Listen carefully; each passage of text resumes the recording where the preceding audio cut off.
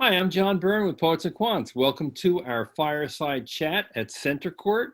We've got a great guest who has a lot of global experience in business education and is really an expert in entrepreneurship as well. So let me welcome Ignacio de la Vega, who is the Dean of IGADE in Monterrey. He had also been the CEO of Global Babson, which integrates all of their entrepreneurial labs and properties around the world. He was chief learning officer of BBVA for some time. And for many years, I think like 20 years, you worked at IE Business School in Madrid with my good friend Santiago. You're right, with your friend Santiago, which, you know what, we attended law school together also for 5 years. Oh, that's right. He is a lawyer as well. That's right. And then we met again at IE Business School. And you're right, I think I spent 21 years at IE. So must have been a good time. Madrid's a great place to spend 21 years. It is. Well, my home and yours is in Madrid, so definitely yes. Great place. Also Monterrey, where I am based now, it's a lovely place, and Mexico is a great country. Absolutely. And definitely. Lots of things also to enjoy here. True. Now, you have an incredible portfolio of MBA programs. I count 7, am I right? Well, it's one MBA with different formats. Yes. So, but you're right. You're right. Might be 7, and we reorganizing. So the philosophy is we do have one MBA, and the one MBA is offered to different audiences, more mature, with more junior leaders with global or more local components in different formats, face-to-face, blended, online. So I believe it's the same experience catered to different professionals and entrepreneurs out there. Yeah. And you also have partnerships on MBAs with WP Carey and UNC Kenan-Flagler. That is, we actually do have 11 double degrees with our MBA, and a big number of international partners. You mentioned Arizona State, WP Carey. We also have a partnership in Peru for the Latin American market with Centrum. UNC. We're working in a consortium program at the One MBA with some amazing partners like Rotterdam Business School, University of Miami Business School, our friends from Brazil, Getulio Vargas, and our colleagues from China, Xiamen University. So yes, and on top of that, we also belong to a truly successful network, which is the GNAM, Global Network for Advanced Management. Exactly. Started, we were founding partners with Yale, with my friends at IE Business School, schools like IMD or London. I mean, amazing network, really extraordinary for faculty, for research, for student exchange, global network weeks. Amazing. You name it, this is one of the pillars of our international experience here at the IGADE. So yeah, we're very happy to having built over the years all these international experiences and looking forward for more, even in this post-COVID world, in which looks like some of these internationalization strategies might be adopted. We don't think so, just probably a matter of formatting them in a different way. Right. And you have an online MBA where obviously you've had experience in bringing education online, which probably has significantly helped you in these difficult times. Yeah, you're right. Also, to get this into context, let's not forget that Tecnológico de Monterrey was the first university in the world to go online. Actually, Tecnológico de Monterrey was where internet was started in Mexico some few decades ago.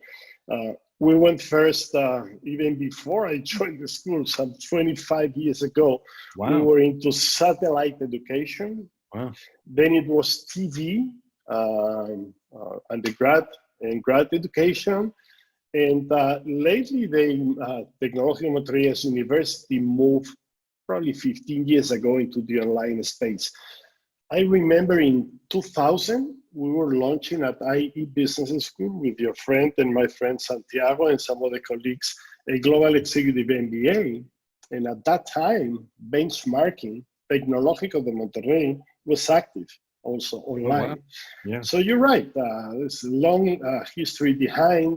And at the GADE, 2 years ago, we started moving into hybrid programs. And then we move into an online space with an American partner. And now we're working on other full online and blended formats to be launched as soon as this September. Oh. So you're right. One of the things that happened on March 12th, this is when Tecnológico de Monterrey and EGADE, we did declare that we were moving into what we call flexible digital model, which means moving online, of course. That was March 12th. And on March 13th, 2,000 students at Tecnológico de Monterrey started, or not started because they were already online, but all of them moved into this space. Only 1 week after that, at Tecnológico de Monterrey, we were able to move 90,000 students in high school, undergrad, and other graduate schools within the system online. Well, let me be frank. Probably it was more remote at the beginning. And we've been working at the not at the GADE, but at Tec de Monterrey to move this online in the last couple of months. At the GADE, we started online. All the faculty was trained, and thanks God, we started taking decisions 3 years ago in the direction that COVID is moving us to go. So let me finish this block by saying that, in my opinion, in higher education, COVID has anticipated 5 to 10 years the plans we did have as business schools. And in many things we were not ready, in some others we were lucky to be ready. And this is where we are as an industry today, and being optimistic, taking decisions, moving, and keeping the students at the center of what we do. So tell me about your mainstream MBA program on campus in more normal times. Right. People can actually attend the physical classroom. What does it look like? What does it feel like? Does it have distinctive characteristics that make it different from other MBA programs? This is what we try to do, of course. Differentiation is definitely one key success factor in any industry, and definitely in higher education and in business schools as well. So I would love to answer, and I firmly believe yes. Our MBA, let's say mainstream program, which is a quite large program for Latin America, our face-to-face MBA program that is also changing starting in September. So it has been changing quite a few times over the last 10 months. Today, it's a 21 months program. Starting in September, will be an 18 months program. Today is mostly face-to-face, offering 3 campuses in Mexico City, Santa Fe, in our Monterrey campus, both beautiful, and in our glorious Guadalajara site. So this is something quite unique. For EGADE Business School, we have 3 physical sites. And as I mentioned, the program is today offered face-to-face. It's a part-time program. Today moved into the flexible digital. So we do have 1,200 students online today. And in September, we're moving again the program to make it shorter, more specialized, hybrid, more quant oriented, and changing completely the program again. And I say again because I believe this is what we need to keep doing. I mean, why having an MBA with the same format, content, pedagogy, orientation, and differentiation for 5 years when the industry is changing 5-fold in that time? So I believe this capacity of adapting to the industry, of course, with rigor and in a very bold way, is something that characterizes pretty much our EGADE MBA. 2 more differentiators. One is what the type of students we are looking for, and this relates to our mission as a school. one of the main things we do is develop entrepreneurial. We call them omnipreneurial leaders. Mm-hmm. I would love to be the owner of that word, the omnipreneur, but this was borrowed by a colleague of mine, a Saudi philanthropist, a great businessman, Amar al-Dabah, who wrote a book, Omnipreneurship, that I recommend everybody. And this is the same thing that at Babson we call entrepreneurs of all kinds. Mm-hmm. So one of the differentiators at the Gade Business School is that we develop omnipreneurial leaders.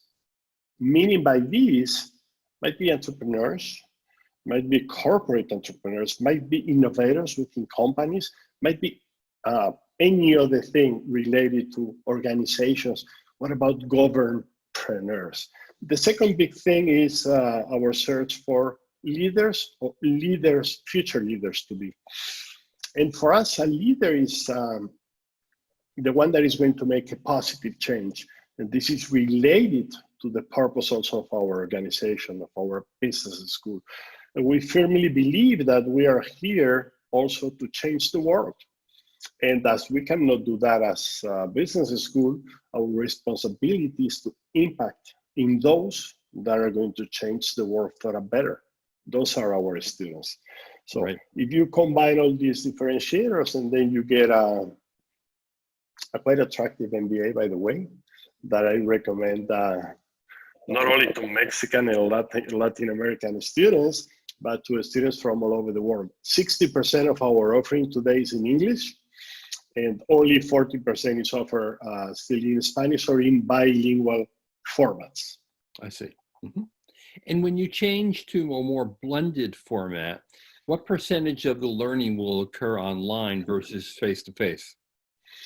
Today, in our model in September, it's going to be something like 70-30, mm-hmm. But the change goes a little bit beyond the format.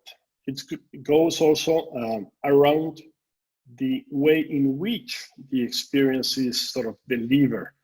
So, of course, in an MBA program, you have to a two-sided equation. We have students, we have faculty, in the middle we have pedagogies and educational model, that in our case is quite untraditional as well. And I will elaborate on that, what we have been doing over the last 18 months at Tecnológico de Monterrey and EGADE with Tech 21st educational model. So the program goes around all these basic elements. What we also introduce in our what we call alternative EGADE elements into the equation. Those are more developed for non-graduate students, talking about micro-credentials, micro-masters, things like EGADE capsules, products that we're developing like Live Online, which are portions of knowledge or skills. A product we just launched, it's called Boost Your Skills, which is part of our new flexible model.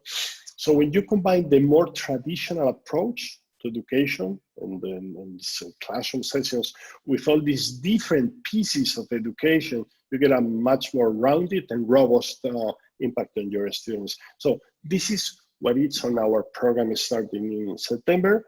As I mentioned before, 18 months, 70-30, much more quant approach that we were introducing in our programs for the last few years. And hopefully in a very large, diverse attraction effort to students all over our communities, John. And are you putting more quant in the program because of the new focus on data analytics in business? Is that why? This is one of the reasons. Second reason is, what is the profile of professionals that are highly demanded in the market? And we started working on data and other aspects on the quant equation of the MBA program 3 years ago. We are actually launching, it's not an MBA, it's a Master on Data Analytics in January 2021. So we've been learning a lot, developing some faculty, getting some part-time faculty to help us support the equation, and then moving in a much more decisive way. So our MBA will have a few different concentrations. One of them will be data. definitely we will keep our focus on other concentrations like entrepreneurship or corporate entrepreneurship and leadership. But yes, I think data, the quant view of business is today more important. And I don't know if it's more important than the other basic move that we started 3 years ago, which is skill-based learning. So how do we also transform our model to develop not only learning, but skills? And when you talk to any given industry, I remember having a meeting at Bloomberg in New York, talking to the HR guy, big head. Michael Bloomberg was around. He didn't join us, unfortunately. It would have been a great experience. And we have 400 graduates at Bloomberg, Tecnológico de Monterrey and EGADE graduates. And so we were elaborating a little bit about the evolving profile of their hirings and how from, pure financial mindset, they were moving into different set of things. And the HR head was mentioning the top 5 things that they were looking in your hirings. And none of them was having an MBA. None of them was having sound financial skills. So he was talking about things like entrepreneurial mindset, the power to take decisions in complex scenarios, working in remote technology, teams, things like these, those skills. Right. And my question was, that's great. And I mean, you're in the finance and in the technology industry. Do they need to have any financial background? And that was the clarification. That was very strong. Also to understanding how we are evolving our programs. If they are not the best financial minds out there, they will never get to the interview in which we will learn they have developed all these powerful skills. Right. So this is also something we definitely bringing into the programs. That was part of our Tech 21st strategy. I don't know if you're familiar with this, but it's an amazing conversation, maybe for another fire chat in the future. Yes. And Ignacio, if I were to ask your students what would be the high points of the MBA program, what would they say? You mean like, do you have experiential learning? I'm sure you do. You mean the differentiator somehow? Yeah, I mean things that really stick out for the students. Right. That seem to really be vivid memories for them after they leave. Right. I mean, the experience definitely something that today has been transformed by COVID-19 is the campus experience, of course, the access to the classroom, their colleagues, the facilities, the faculty. So this is something we're sort of replicating quite successfully, let me tell you, through our flexible model that goes quite beyond the remote teaching. But to give you some context, EGADE is, as part of Tecnológico de Monterrey, brings 2 main things into the equation. And I think we mentioned that before, entrepreneurship and leadership. Those are pillars of our program, not only the MBA programs, but other academic offering we do have. So building entrepreneurship and innovation and positioning our students at the center of the equation is what we do. For this reason, EGADE has been definitely recognized as one of the top business schools, as you know, in Latin America and in the world in the last few decades. And this is very connected to what we believe is a very strong mission. We are in the business of higher education to empower omnipreneurial leaders to generate shared value and transform society. So I could say, what do they take? They take all the things that you mentioned. Of course, we are in the business of experiential learning.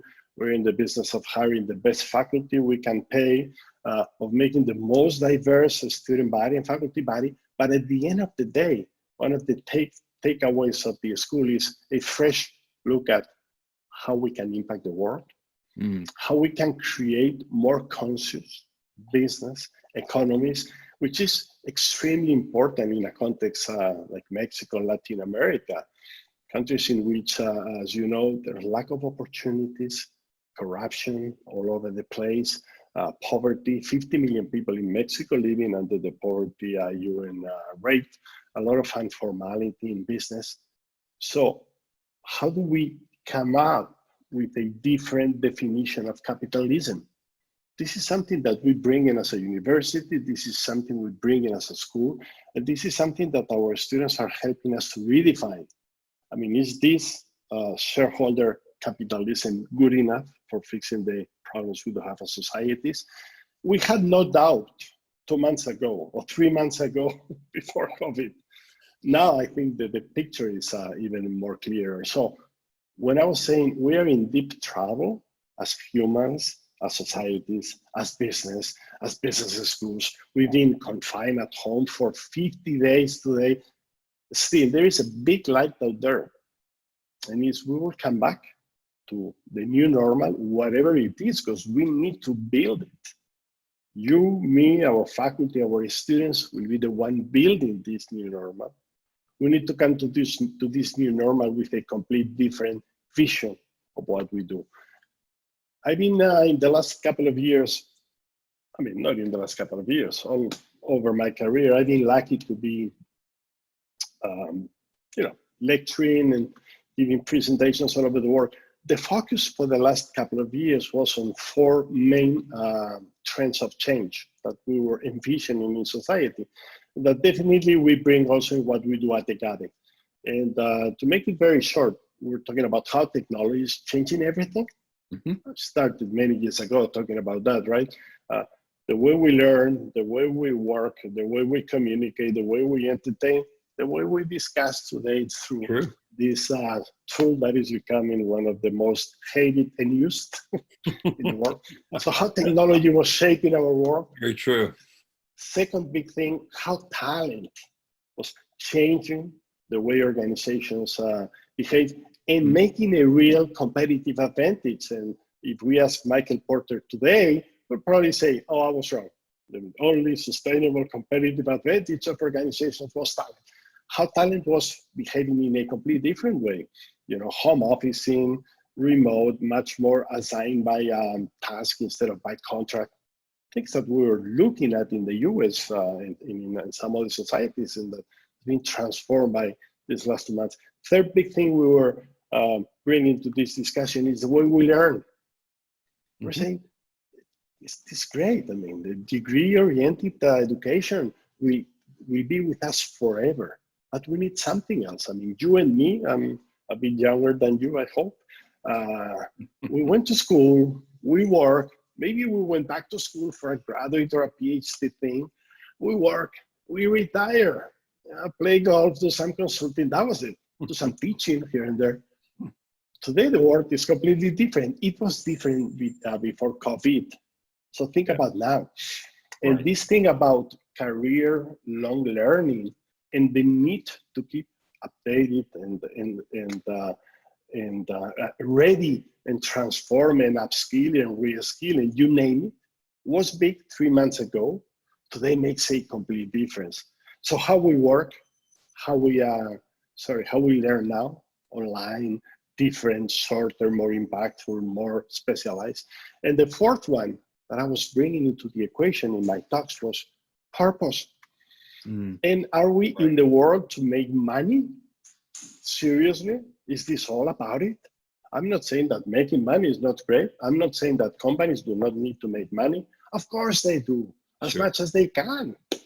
Without profitability, there is no business, there is no industry, there is no government, there are no taxes, there's no public education.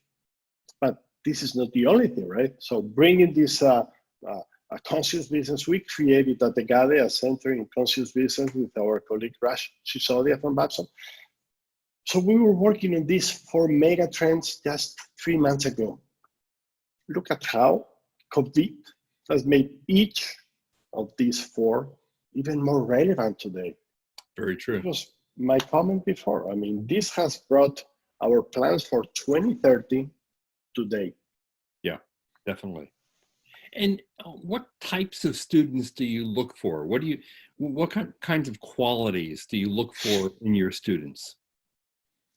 Um, I mean, as most of the schools, I would imagine you'd want a sort of entrepreneurial mindset, given how important entrepreneurship and innovation is at the school. right? Definitely, this is one of the things we look at, and sometimes not that easy to spot that on a Yeah. GMAT or on a traditional admission test. So, as many schools, we do have a holistic admission process, and we're looking for a few things. I mentioned before, I mean, if you give me the perfect student, is a leader or a leader to be. A leader able to generate this shared value approach, this conscious business approach, uh, sharing the search for profitability and innovation and success and brilliancy with transforming the communities we do serve for positive. So this is one of the things that is today in our holistic process. Second thing is people with this innovation entrepreneurial mindset that doesn't need to be an entrepreneur, right? Might be someone who is challenging the status quo, someone who is able to shape the future. Mm-hmm. This is very relevant today, in my opinion, John. We can keep complaining about, oh my God, my generation, we got the 2008 crisis. Now we get in this and become a victim. Or we can take a different position and become a protagonist and a leader to make the better of this situation. So this is something that is in the profile we're looking for. Definitely, we're looking for a diverse class. Mm-hmm. And sometimes this is not that easy in societies like Mexico, Latin American, especially when you are in the face-to-face business. Mm-hmm. Once you transition into the online, you're acquiring a much bigger positioning to bring students from all over the world. I mean, you have time frame issues and things like this. We move into online, we move more than 60% of our programs in English. So we're ready for that, and we're increasing international diversity in our students, in our faculty.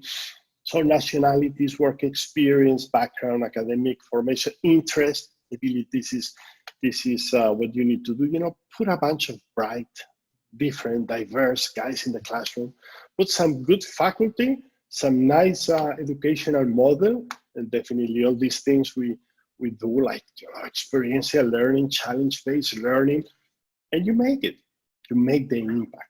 You make things happen. So this is what we're looking for. And as I said before, this is a holistic process. I don't think that any test can really spot what we're looking for in our students in any school, but we need to start somewhere. And this is how we run this thing. Have a pretty good GMAT and TOEFL performance in our students. So we have a very competitive, I could say, admissions process. Mm-hmm. Right. And what kind of career outcomes do the students have who graduate? We didn't know what our graduates at Tecnológico de Monterrey have been doing for 75 years. Of course, we ran all these, general surveys every year to see where the graduates were. Sure. But we wanted to have much more information. So a couple of years ago, we took a very wise decision. In our 75th anniversary as a university, we hired QS to do a in-depth survey of where our graduates and what the impact of our graduates have been in these 75 years. It was a very amazing piece of work, and we found out things we suspected, but we didn't have the data. We found out that 41% of our tech graduates, including the GADE graduates in a very large manner, were into the entrepreneurial business. Oh, wow. Either as independent entrepreneurs, as partner of existing companies, running family businesses, which is in Mexico and in many Latin American countries an important source of wealth, as you know, having generated 3 million jobs worldwide. Huh. And their annual sales equaling 20% of Mexican gross national product. Wow. So that was 41% of our students. We had another 15% that were in the social entrepreneurship field. So they had created nonprofit organization, and then the rest were working for corporations all over the world. Quite international, I could say. Exposure, companies like Coca-Cola or IBM or the Google, LinkedIn, Dell, Deloitte, Toyota, Honda, a lot of car makers for all these reasons. So working either in Mexico or somewhere else for Mexican, international, and transnational companies. So it was a very good picture. We really were proud of having all these much more detailed findings, and helping also network or offer increasing opportunities for networking to our existing students, understanding where exactly our students were. Of course, LinkedIn had helped a lot to spot where they were working and all that, but now we do have a very precise information. So this is where they are. And what I hope is that they're doing great under this COVID-19, that they are all safe and their families, and that they are happy and that they are optimistic. Exactly. Right. This is what I really hope for all our Exatec EGADE. And do you think this is a good time to get an MBA? As you probably know, in the United States, there have been a number of years of decline in MBA applications. Historically, what happens is during a recession, typically many people go back to graduate school. What's your view on that? Is this a very good time to get an MBA? Is it just an okay time? What's your sense of it? I mean, you're absolutely right. I started working in education in 1989. So I have seen a few crises going through, and you're absolutely right. I mean, one thing we find out, which is very interesting, is that in terms of crisis and unemployment, people go back to school. And this is a very wise investment. Yep. How do I prepare myself? How do I differentiate myself? How do I today, in which knowledge needs to be changed, updated, upskilled, and reskilled every month? It's a great investment. So my answer to your first question, is this a good time to do an MBA? It's the perfect time. I'm not saying it's the easiest. I'm saying it's the perfect time. So this is what has happened in 30 years. When companies were not supporting students, students were finding ways to get the financing to get back to school. By the way, at Tecnológico de Monterrey, we put together in just a couple of weeks a financing package for all our students. And I think we've been impacting something like 4,000 in the last month, helping them to either go back to school or start in the new intakes. Today, I was welcoming our EGADE April intake at the MBA in our Master in Finance program. 250 really brave students that have decided that, yes, this is the right moment, and that they know they're going to be online for at least until summer. And might be the chance that we start fall online, not remote. Right. Which is a big difference. So there is a big difference. So yes, it is. I don't think there is a bad time for developing ourselves, for improving our skills, our knowledge, our competency-based positioning, differentiating, increasing our networking, and being exposed to what's going on in the world. So. Right. So when this pandemic is over, do you think there will be any kind of meaningful change in business education that will outlast the pandemic? What's your view of the future of business education? John, my view is that the future of business education started many years ago. And those that were not thinking about how the future was going to look like, to be honest, I don't think they will make the pandemic. And we're going to see a lot of concentration, closing of business school. Very good business school, unfortunately, all over the world will be forced to close. And I think we've been sort of navigating this wave of continuous growth and success and thinking that we had the magic recipe. That was wrong. This is what I mean. Future started many years ago. We were thinking in a completely different world in which education was, of course, as relevant as ever, Right. but not the traditional educational model that we were sort of selling out there. The 2-year MBA case-based method that works for Harvard because they HBS and we can do anything and it will work. It doesn't work for most of the schools all over the world. Yes. So we need to understand our industries, our markets, and we needed to start being bold and innovative. COVID is accelerating these from 5 to 10 years, depending on the geography. Mm-hmm. So I don't think there is going to be a complete different educational model for business school. I am positive it will be. Otherwise, we will be irrelevant. We won't have students, and we will be reinventing as of the businesses in the future. Again, this is what we started many years ago, thinking first on our 2020 transformation plan, and then in our 2025 EGADI transformational plan, that, by the way, will happen tomorrow, because most of the things that we were planning for 2025 will need to happen now, next year. Right, exactly. Ignacio, thank you so much for your time. It's a pleasure to meet you. And absolutely enjoyed your perspective on business education and the MBA. Thank you, John. Great pleasure. Good luck in the coming weeks. And again, we'll be stronger. And we'll keep chatting about how COVID is transforming us. So pleasure talking to you, John. And thank you.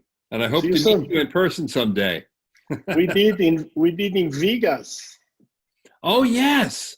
Yeah, we should have a nice dinner. You, me, and Santiago when he comes over. That's right. And our friend Felix. That's right. Exactly. Of communication. Right. Yeah. So yes, exactly. we'll have more opportunities. I am pretty sure that having dinner with colleagues will be possible.